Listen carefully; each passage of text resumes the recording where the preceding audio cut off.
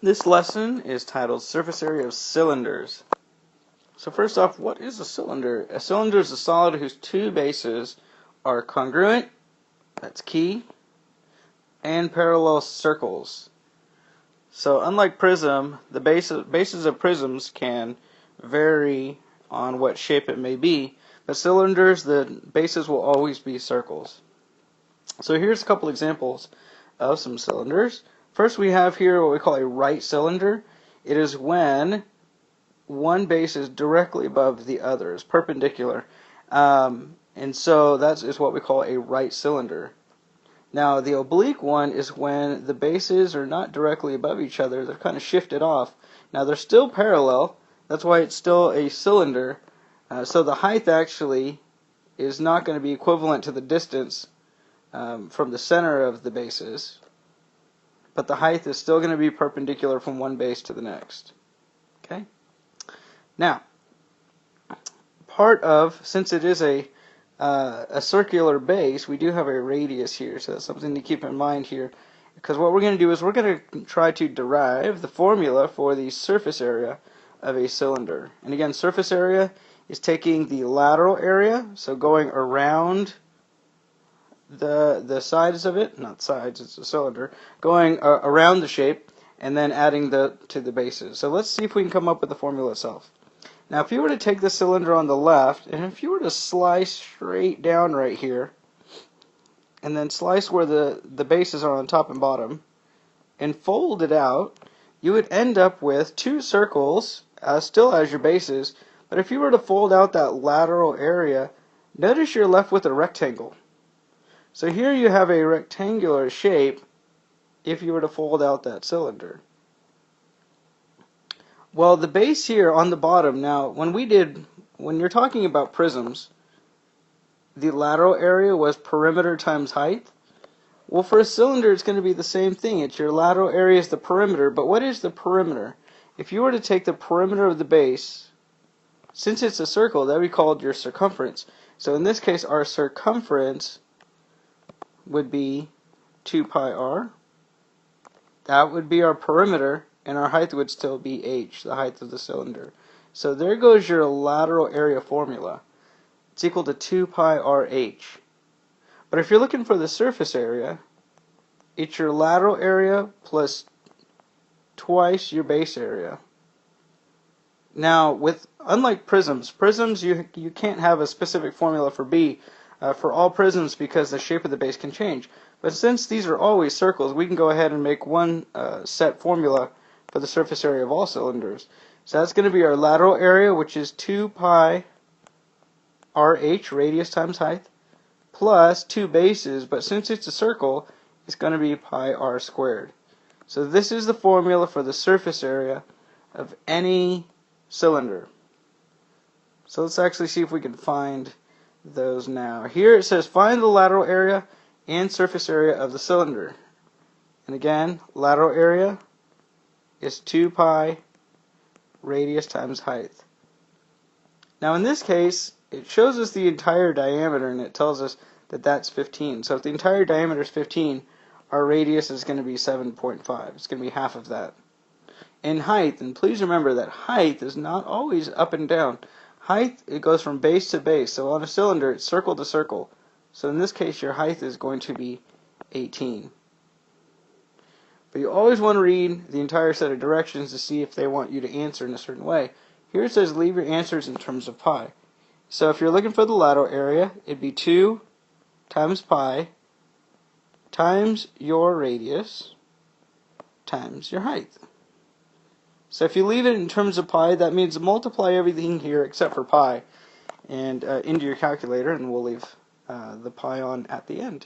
So that calculates to be 270 pi, and we're talking about area, so it's going to be millimeters squared when you label your units. But notice it also wants surface area, so let's do that. Surface area is your lateral area, so well, we already found that, so we can just go ahead and write that in, plus twice your base area, so 2 pi r squared. And again, if we're going to leave this in terms of pi, We plug everything in except for the pi's indoor calculator, and pi will be at the end of our answer. So that calculates to be 382.5 pi.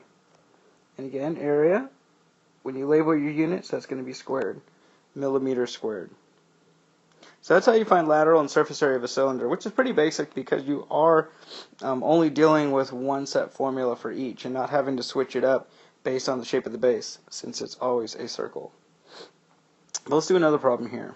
Find the surface area of the following cylinders when you're with the given info. Now these are, again, everything is given right to you, so there's not a lot of difficulty here. You just plug into the formula as you see. 2 pi RH plus 2 pi r squared. Notice here the directions say round to the nearest tenth. So now we actually are going to be plugging pi into the calculator. And I am a big fan of using pi, not 3.14, if you have that button on your calculator. So let's do that. So your surface area is going to be 439 point, round to the nearest tenth. That gives us 8. And that's going to be inches squared. And again, it's 2 times pi times 5 times 9 plus 2 times pi times 5 squared. Now notice on this next one, the only difference here is it gives us diameter. So the diameter is 6 centimeters. So if the diameter is 6 centimeters, the radius is going to be half of that, so that's going to be 3. So when you plug into your surface area formula, you have 2 pi, but you're not going to use 6. That's your diameter. You're going to use 3.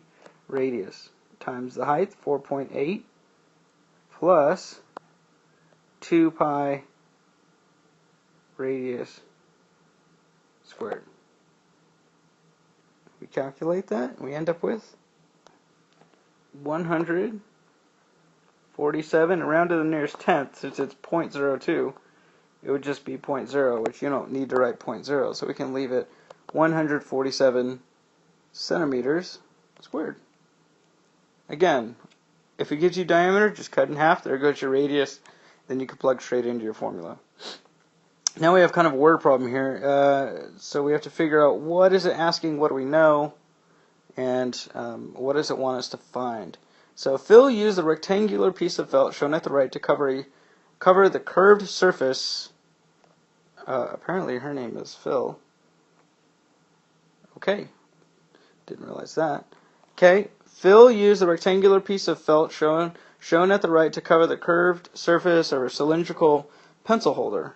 What's the radius of the pencil holder? So again, we're presuming here that she's going to fold it the long way so that it reads the word pencils going around the pencil holder. Therefore, this 12.6 is playing the role of the circumference.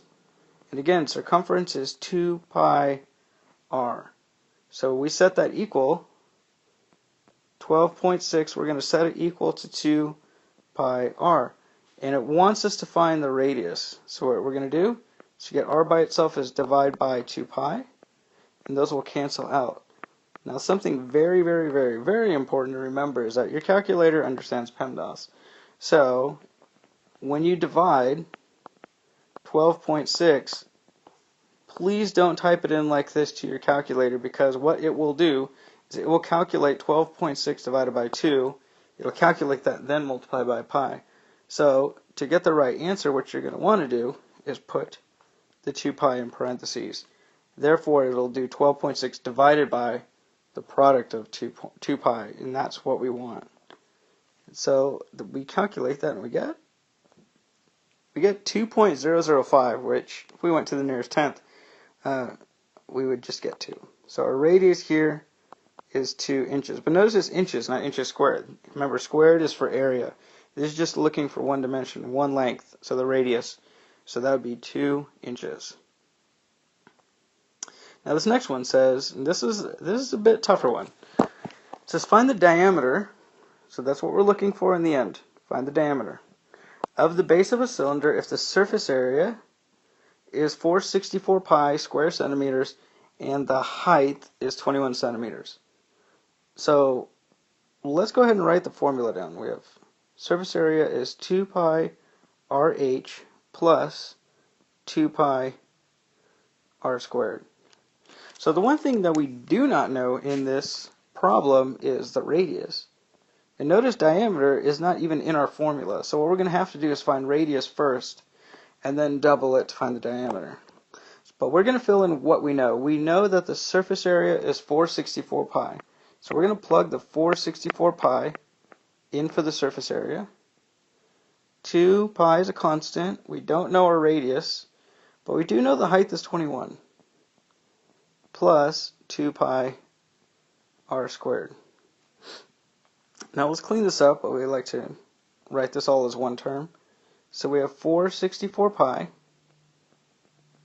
is equal to 2 times 21 is 42 pi r plus 2 pi r squared. Now, the fact that there's a square here and an r to the first, that's an indicator that we're going to have to factor this in order to solve. And remember, there are two things. In order to factor, you have to get one side equal to 0, but also with factoring, first see if you can divide all the terms in the problem by the same greatest common factor to make your problem a lot easier. You're dealing with smaller numbers as well. So notice here, all three of these are multiples of 2. They all have, all those are multiples of 2, but they also all have pi in them. So we could divide all three of these by 2 pi. So here the pi's cancel out, pi's cancel out, pi's cancel out. Then 464 divided by 2 is 232 is equal to 21r plus r squared, because everything else canceled out.